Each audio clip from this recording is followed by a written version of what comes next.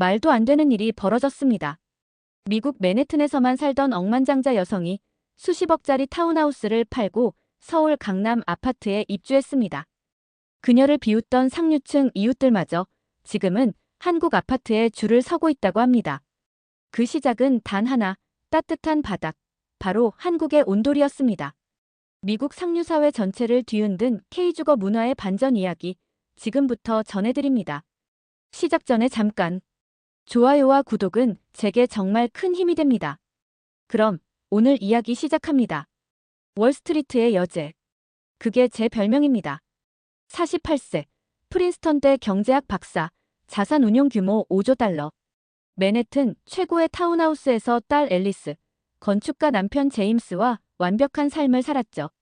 우리 집 거실 테이블은 100년 된 오크나무로 한 장당 가격이 4억 원이 넘습니다. 제가 아끼는 와인 컬렉션은 5천만 달러를 호가하고요. 진정한 럭셔리란 100년의 전통과 프라이버시다. 제가 항상 강연에서 말하던 신조입니다. 그러니 아파트는 제 어휘에서 가장 저급한 주거 형태였죠. 콘크리트 상자에 사람을 밀어넣은 것. 특히 아시아의 집단주의적 주거 방식은 상상만 해도 숨이 막혔습니다. 한국. 그저 중학교 역사 시간에 잠깐 배웠던 전쟁의 기억뿐이었죠. 딸 앨리스가 K-팝을 좋아한다고 해도 그건 단순한 10대 취향으로만 여겼습니다. 제 관심은 100층이 넘는 두바이 타워나 런던의 빅토리안 맨션 정도였으니까요. 그런데 한국 정부의 초청장이 도착했습니다. 글로벌 스마트시티 컨퍼런스에 VIP 연사로 모십니다. 처음엔 그저 아시아 시장 확장을 위한 기회 정도로만 봤죠. 당시만 해도 제 인생이 완전히 뒤집어질 줄은 꿈에도 몰랐습니다. 비서가 말했어요. 샬럿, 이건 단순한 출장이 아니에요. 한국 정부가 당신을 주목하고 있어요. 저는 단지 웃고 말았죠. 그들이 나를 주목? 아마 내 돈을 원하는 거겠지. 비행기 출발 전날 밤 한국 측 담당자에게서 최종 일정표를 받았습니다. 샬럿님, 강연 후 한국식 최고급 아파트 체험이 준비되어 있습니다. 그 순간 저는 코웃음을 쳤죠. 아파트? 체험? 비서에게 바로 전화했습니다. 일정 변경해.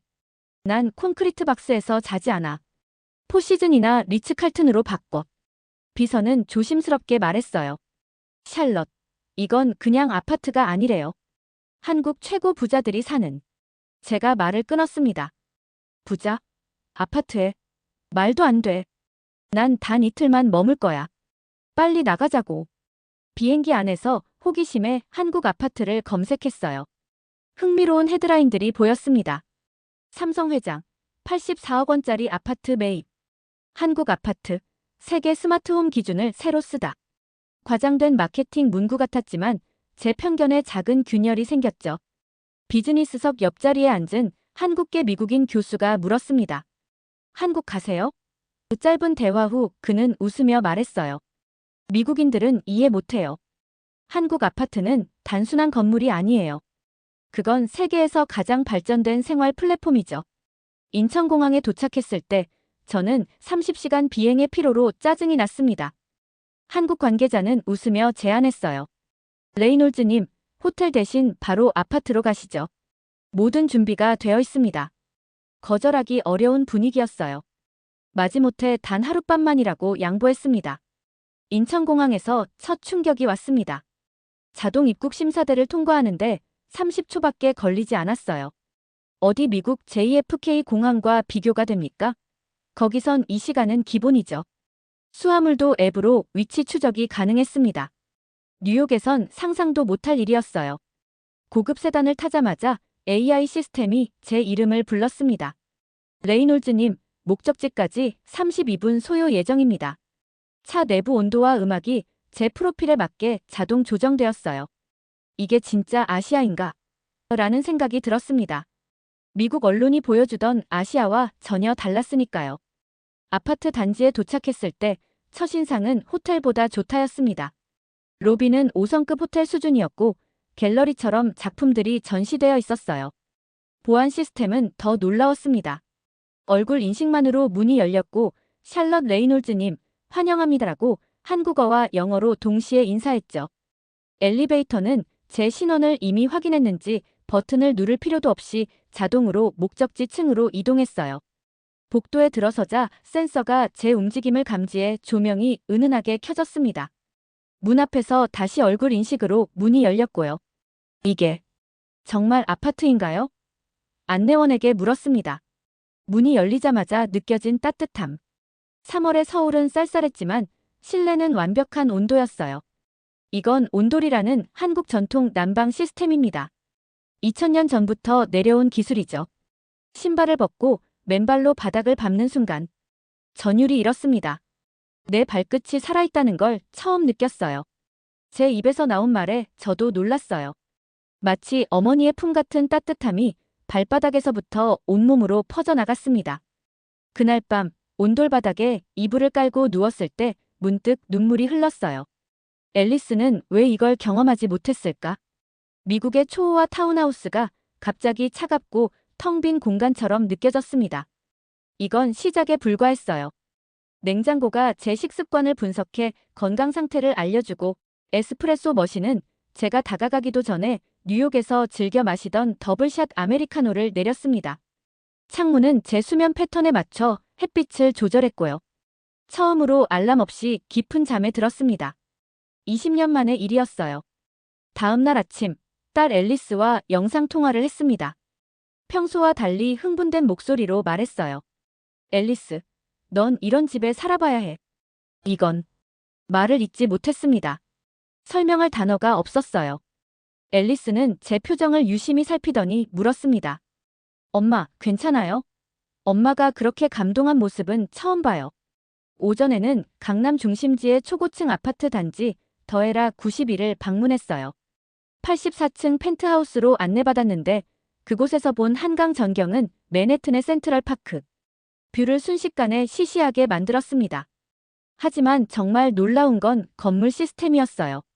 이 단지는 100% 태양광과 지열로 에너지를 자급자족합니다. 안내원의 말이 믿기지 않았습니다. 뉴욕에서는 불가능한 일이에요. 제가 말했죠. 안내원은 웃으며 대답했습니다. 10년 전만 해도 한국에서도 불가능했어요. 우리는 빠르게 변화합니다. 단지 내 커뮤니티 공간에서는 주민들이 함께 차를 마시고 있었어요. 특히 태극기 배지를 단 80대로 보이는 노인 한 분이 눈에 띄었습니다. 그분은 제게 다가와 서툰 영어로 말을 걸었어요. 미국에서 오셨어요?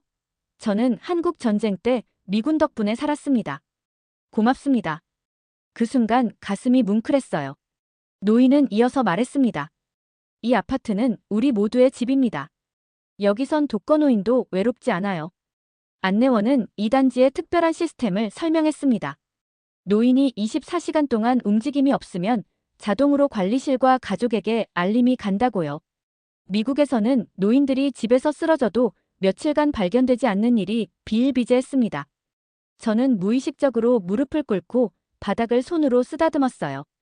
단순히 따뜻한 것이 아니라 살아있는 듯한 온기였습니다. 노인은 제 행동을 보고 웃으며 말했어요. 온돌은 가족을 하나로 만들죠. 바닥에 앉으면 모두가 같은 높이가 됩니다. 한국인의 평등의식은 온돌에서 시작되었어요. 미국에서는 최고의 집이라도 발이 차갑습니다. 제 말에 노인은 깊이 고개를 끄덕였어요. 집은 사람을 위한 거예요. 사람은 따뜻해야 합니다. 그날 오후, 저는 예정된 강연을 취소하고 더 많은 아파트를 보고 싶다고 요청했습니다. 안내원은 놀라는 기색을 감추지 못했어요. 레이놀즈님, 지금 스케줄을 바꾸시겠다는 건가요? 저는 단호하게 대답했죠. 맞아요. 제가 잘못 알고 있었어요. 이곳의 아파트는 제가 생각하던 것과 완전히 달라요. 더 알고 싶습니다. 우리는 다양한 가격대의 아파트를 돌아봤어요. 놀라웠던 건 가장 저렴한 아파트에도 스마트홈 시스템과 온돌이 기본적으로 적용되어 있다는 점이었습니다. 미국에서는 슈퍼리치만 누리는 기술이 여기서는 모두의 표준이었어요. 모든 한국인이 이렇게 살아요? 제가 물었습니다. 안내원이 답했죠. 당연하진 않지만 새 아파트라면 기본입니다. 한국은 빨리빨리 문화예요. 좋은 기술은 즉시 대중화됩니다.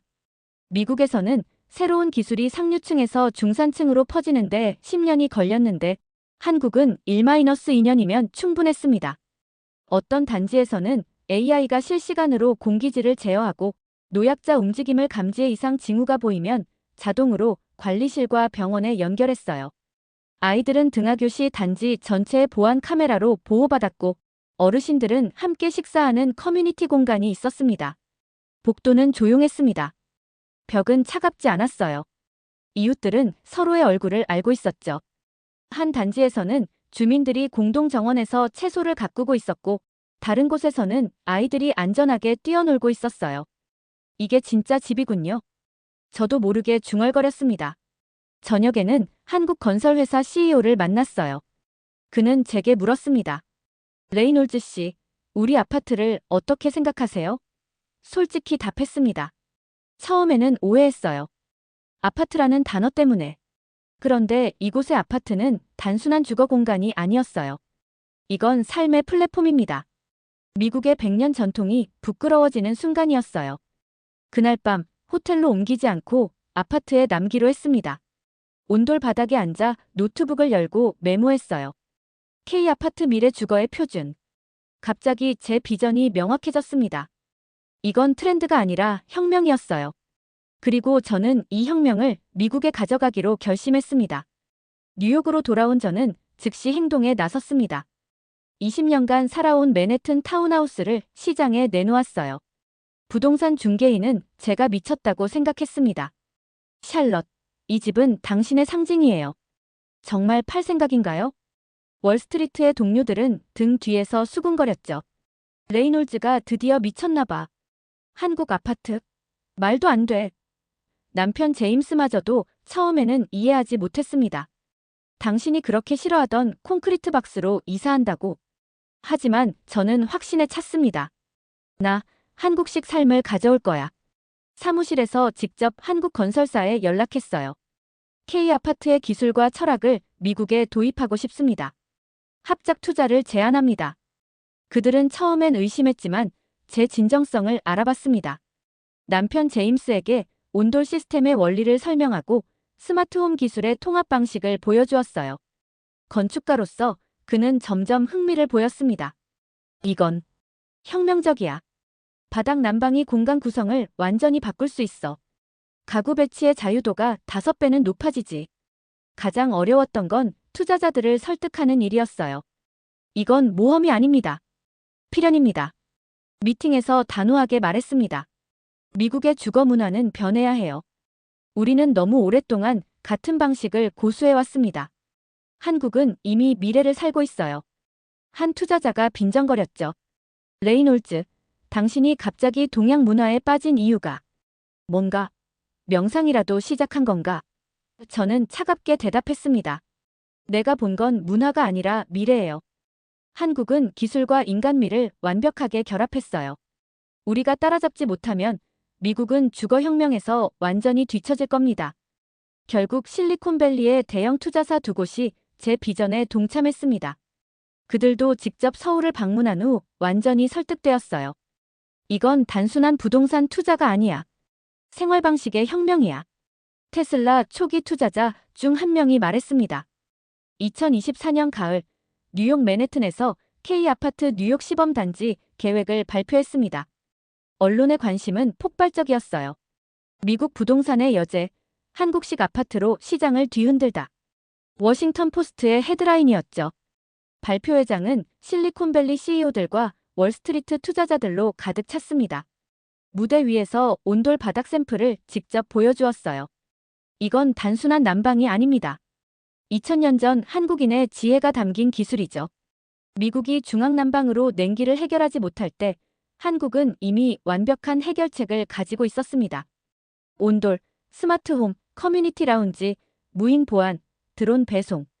이건 미래입니다. 우리가 추구해야 할 삶의 방식이죠. 시연 영상이 나오자 청중들은 숨을 죽였습니다. 특히 아파트에 사는 노인이 쓰러졌을 때 자동으로 구급차를 부르는 시스템을 보여주자 노년층 투자자들이 열광했어요. 질의응답 시간에 한 기자가 의심스럽게 물었습니다. 레이놀즈 씨, 이것이 정말 미국에서 통할까요? 우리는 프라이버시를 중시하는 문화인데요. 저는 단호하게 답했어요. 프라이버시가 고립을 의미한다고 생각하세요? 제가 알던 프라이버시는 내 마음대로 할 자유였습니다. K아파트는 그 자유를 최대한 보장하면서도 필요할 때 연결될 수 있는 시스템을 갖추고 있어요. 뉴욕의 부자들은 하버드 동창회에 나가기 위해 매주 수요일마다 모입니다. 그게 미국식 커뮤니티죠. 하지만 K아파트에서는 그런 인위적인 모임이 필요 없어요. 자연스럽게 연결되니까요. 제 말에 청중들이 웃으며 고개를 끄덕였습니다. 하버드 건축대 교수가 질문했습니다. 한국의 아파트 문화는 어떻게 이렇게 발전했을까요? 저는 생각에 잠겼다가 대답했어요. 전쟁으로 모든 것을 잃은 나라였죠. 처음부터 다시 시작해야 했어요. 그래서 과거에 얽매이지 않고 항상 더 나은 방법을 찾을 수 있었던 거죠. 미국은 200년 전통에 너무 집착해서 혁신을 놓치고 있어요. 첫 시범 단지 분양 신청은 24시간 만에 마감되었습니다. 놀랍게도 신청자의 80%가 연소득 50만 달러 이상의 고소득층이었어요. 애플 부사장, 구글 임원, 헤지펀드 매니저들까지. 이제 미국의 엘리트들이 K아파트를 원했습니다. 첫 번째 K아파트 단지가 맨해튼에 완공되고 우리 가족은 가장 먼저 입주했습니다. 딸 앨리스는 기숙학교에서 나와 함께 살기로 했어요. 놀라운 변화가 일어났죠. 어릴 때부터 앨리스를 괴롭히던 천식 증세가 눈에 띄게 완화된 겁니다. 엄마, 이 집에선 숨쉬기가 편해요. 앨리스가 말했습니다. 존스 홉킨스 의대에서 연구를 시작했어요. 온돌 시스템이 호흡기 질환에 미치는 영향에 대해서요. 첫 번째 연구 결과는 충격적이었습니다. 바닥 난방은 실내 습도를 최적으로 유지해 호흡기 건강에 직접적인 영향을 미친다. 남편 제임스는 더 놀라운 변화를 보였습니다.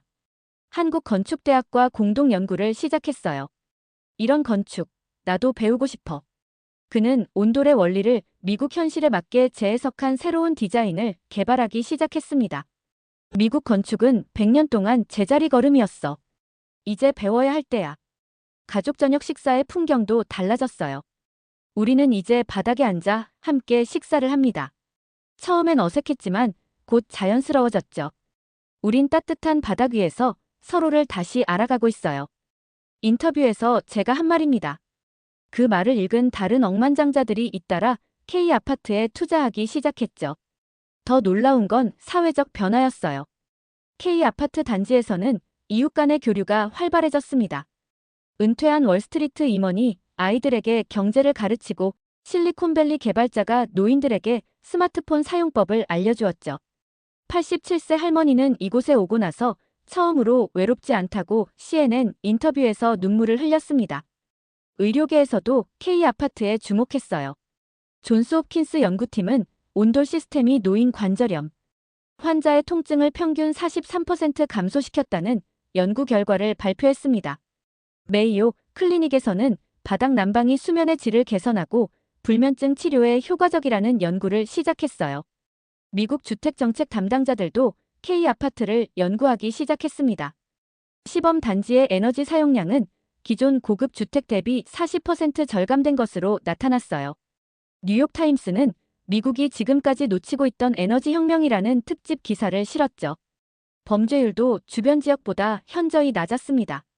경찰청장은 커뮤니티 설계가 범죄 예방의 핵심이라고 말했어요.